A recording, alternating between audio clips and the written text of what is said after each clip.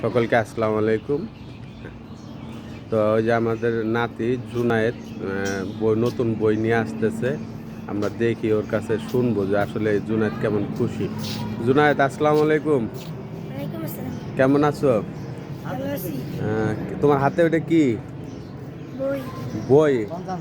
বই কোথা থেকে পাইলে আজকে? স্কুল থেকে দিছি। স্কুল থেকে নতুন বই দিছে না? হ্যাঁ, এদিকে তাকায় কথা বলো। তোমার কেমন লাগলো আজকে নতুন বই পাইয়া? অনেক খুশি। অনেক খুশি, একটু জোরে বলো।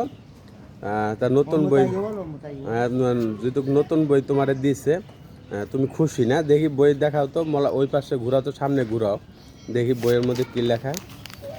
প্রাথমিক বিজ্ঞান, আমি দেখাচ্ছি আপনাদেরকে। এখানে রাখো, এদিকে আসো, তুমি উপরে চড়ো। তো যাই হোক, জুনায়েদ নতুন বই পাইছে।